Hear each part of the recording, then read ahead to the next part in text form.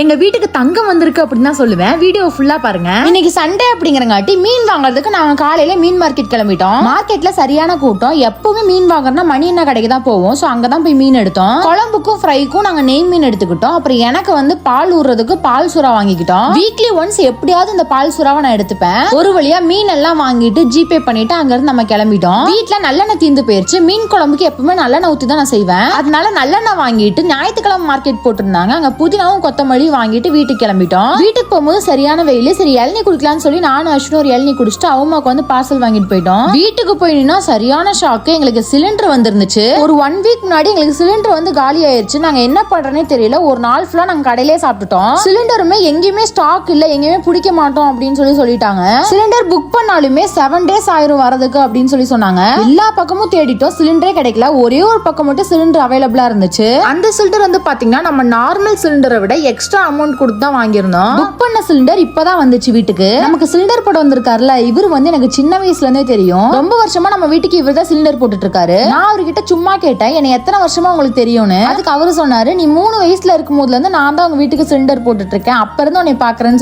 சொன்னாரு. எனக்கு ரொம்பவே ஷாக்கா இருந்துச்சு. இப்ப எனக்கே ஒரு பொண்ணு இருக்கு. லைஃப் எவ்வளவு சீக்கிரம் போகுதுன்னு பாருங்களேன். அப்புறம் மீன் எல்லாம் வாஷ் பண்ணிட்டு அவமாக்கு வந்து இளநீ வாங்கிட்டு வந்திருந்தோம்ல, அதை வெட்டி அவங்களுக்கு கொடுத்தோம். பாப்பா வந்து அமைதியா படுத்துட்டு இருந்தாங்க. நானுமே என்னோட சமையல் வேலையெல்லாம் ஸ்டார்ட் பண்ணிட்டேன். அஸ்வினா அம்மா வந்து எனக்கு கொஞ்சம் ஹெல்ப் பண்ணிட்டு இருந்தாங்க. இன்னைக்கு நம்ம வீட்ல என்ன சமையல்னு பாத்தீங்கன்னா நெய் மீன் வச்சு மீன் குழம்பு வச்சேன். அப்புறம் ஹரியாலி ஃபிஷ் ஃப்ரை அப்படின்னு யூடியூப்ல ஒரு ரெசிபி பார்த்தேன். அந்த ரெசிபி வந்து ட்ரை பண்ணிருந்தேன். அப்புறம் சுறா புட்டு, தக்காளி ரசம், ஒயிட் ரைஸ், இது எல்லாமே தான் நம்ம வீட்ல செஞ்சோம். எல்லாமே டேஸ்ட் வைஸ் ரொம்பவே சூப்பரா இருந்துச்சு. இது எல்லாத்தோட ரெசிபியும் நான் அடுத்த மினி vlog உங்களுக்கு அப்லோட் பண்றேன், மறக்காம பாருங்க. அப்புறம் பாப்பாவை பாக்குறதுக்காக எங்க அத்தையும் மாமாவும் வந்திருந்தாங்க. அவங்களுக்காக அஸ்வின் ஸ்பெஷலா ரோஸ் மில்க் தான் செஞ்சு கொடுத்தான். அஸ்வின் ரோஸ் மில்க் சூப்பரா போடுவோம், நல்லா திக்கா. அப்புறம் கொஞ்ச நேரத்துல நாங்க எல்லாரும் சேர்ந்து சாப்பிட ஸ்டார்ட் பண்ணிட்டோம். இந்த பிளேட்ல இருக்கிற எல்லா டிஷ்ஷுமே நான் செஞ்சதுதான், சுறாப்புட்டை தவிர. சுறாப்புட்டு வந்து அஸ்வின் தான் எப்பவுமே செஞ்சு கொடுப்பாங்க எனக்கு. கலைஞர் டிவில லவ் டுடே படம் போட்டிருந்தாங்க, அதை பார்த்துட்டே நாங்க எல்லாருமே சாப்பிட்டு முடிச்சிட்டோம். இந்த மினி vlog உங்களுக்கு பிடிச்சிருக்கும்னு நினைக்கிறேன். இந்த மாதிரி மோர் வீடியோஸ் பார்க்க சாருஸ் லைஃப் ஸ்டைல மறக்காம சப்ஸ்கிரைப் பண்ணி வச்சுக்கோங்க. பாய்.